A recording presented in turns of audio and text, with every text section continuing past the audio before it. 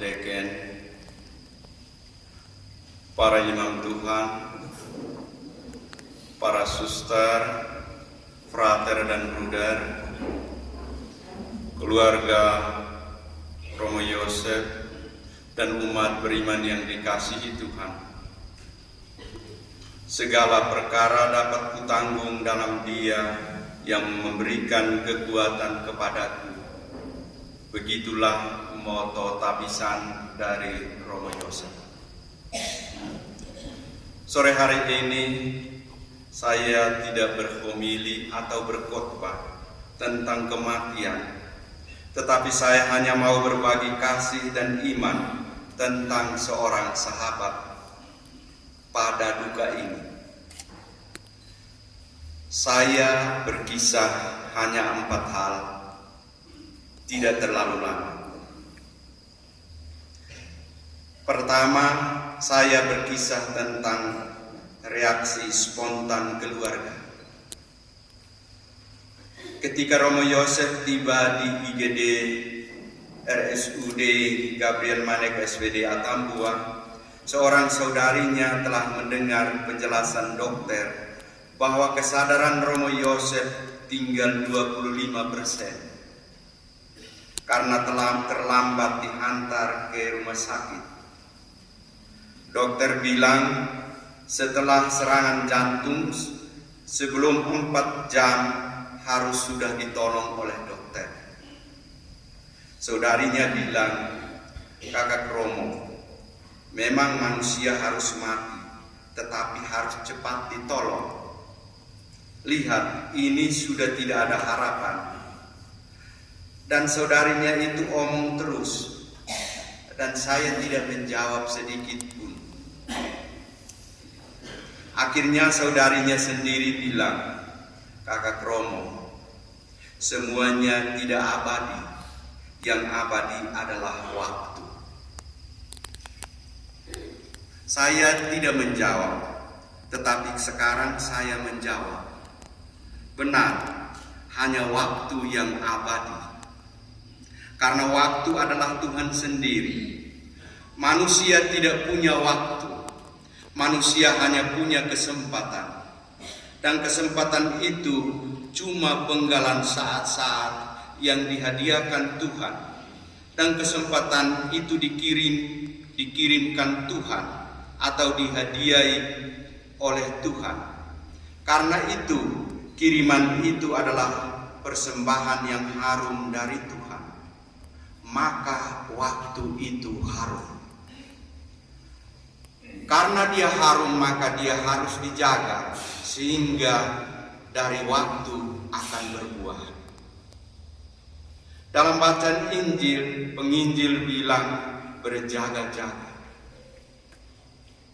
Jangan terlalu sibuk dengan masalah kawin dan mengawinkan, makan dan minum, pesta pora. Kalau ditambah lagi dengan miras dan dansa bento, kita pikir kita masih punya waktu. Itu yang pertama. Yang kedua, Tuhan harus dicari, bukan cuma didengarkan. Tahun 1983, Yosef dan saya setelah libur dan mau kembali ke Flores. Kami ke Flores lewat Kupang. Di Kupang kami 2 tinggal di rumah bapak kecilnya.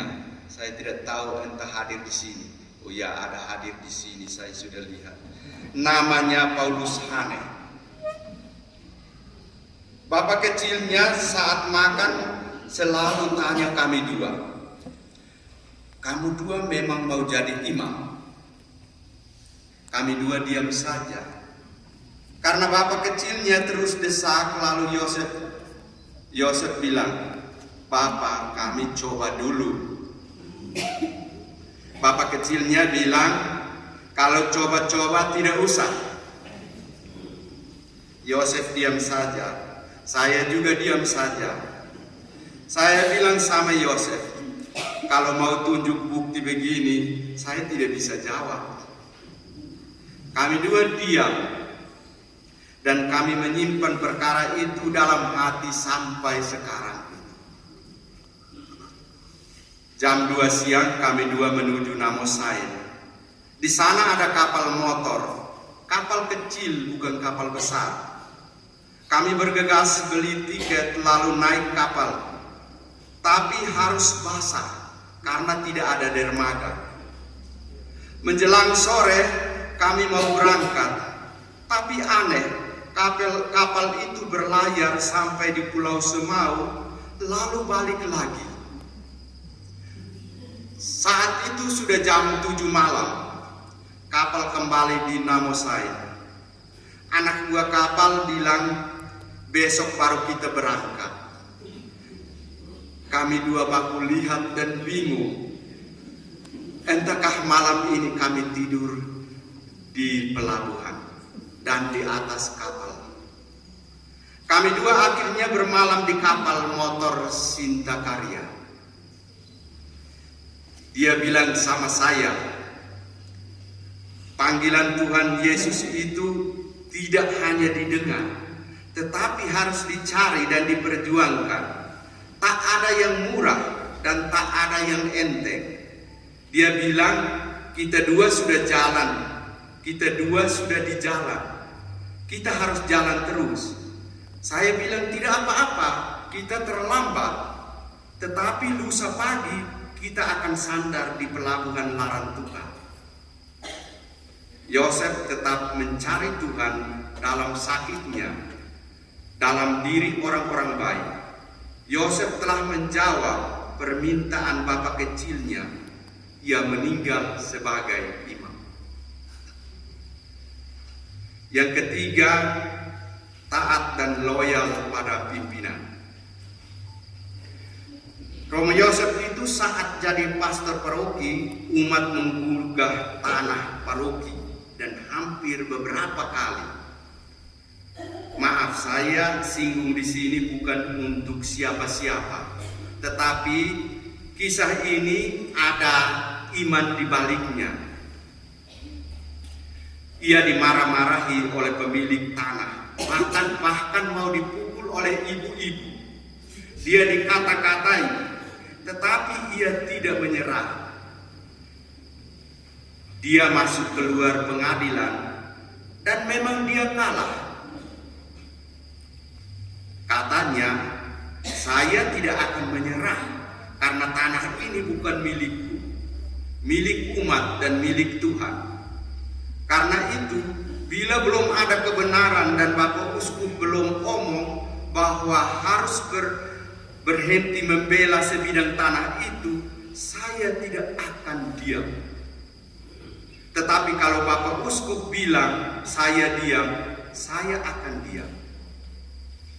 Setelah berperkara, saya akan mencari mereka dan saya akan minta maaf.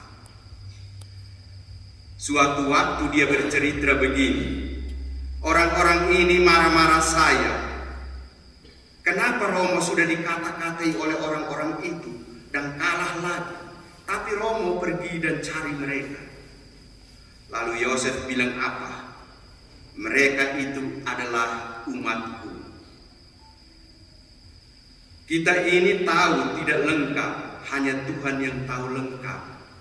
Karena itu selama masih mungkin kita berbaik lagi. Jangan mencintai dengan setengah hati. Kalau saya bilang gini, kalau begitu jalani saja dengan sukacita. Orang-orang itu akan tahu bahwa kebaikan selalu akan mengalahkan kejahatan. Yosef telah berbuat ini. Saya ingat kata-kata Mother Teresa Kalkuta ini. Mother Teresa Kalkuta katakan demikian, berikanlah dirimu sepenuhnya kepada Allah. Dia akan memakaimu untuk berbuat sesuatu, tetapi dengan syarat bahwa kamu harus lebih percaya akan cinta kasih Tuhan daripada percaya akan kelemahan dirimu sendiri. Yosef sadar Ketaatan berarti kesediaan diri untuk menyerahkan apa yang sebenarnya menjadi harta yang paling berharga dan hidupnya, yaitu kebebasan dan kemauannya. Ketaatan merupakan tindakan kasih paling sempurna kepada Tuhan. Itu poin yang ketiga. Dan poin yang keempat, bersahabat. Sebelum zaman orang memakai HP, orang berkontak dengan handituki. Mereka bergabung dalam organisasi namanya ORARI, Organisasi Radio Amatir Republik Indonesia. Dia aktif bersahabat dengan orang-orang. Bahkan dia bersahabat dengan orang dari Alor. Suatu waktu Yosef bawa sekelompok orang berpeci dan berkerudung singgah di seminari. Romo, bawa orang-orang ini kemana? Mereka mau ke Kupang. Itu sahabat saya. Mereka teman orari saya. Orang itu akrab dengan dia, seakan-akan itu kawannya yang sudah sekian waktu mereka ada bersama-sama. Lain waktu dia bawa orang-orang Tionghoa. Lain waktu dia bawa orang Ambon. Lain waktu dia bawa orang Jawa. Lain waktu dia bawa pendeta. Sampai dia ikut pesta nikah pendeta. Ada keluarga dari Flores sering datang kunjung dia. Ia sangat ramah dengan sahabat-sahabatnya. Ia menerima orang dengan hatinya. Ia mau berkorban untuk sahabat-sahabatnya. Ia setia berteman. Ia memperlakukan mereka seperti keluarganya sendiri. Maka orang senang padanya.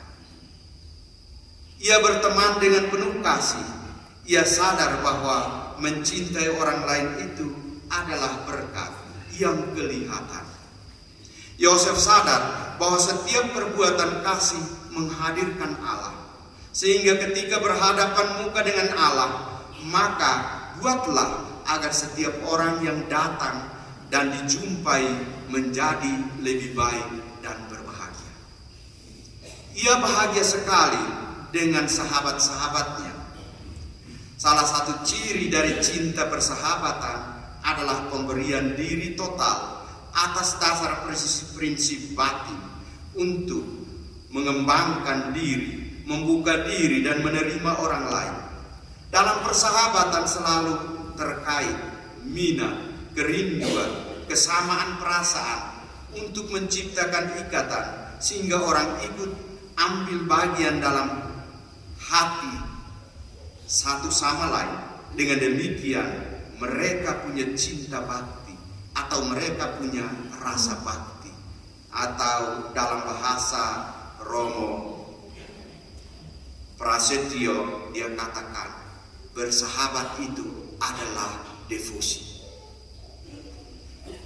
Akhirnya Santo Paulus sangat akrab dengan umat di Filipi.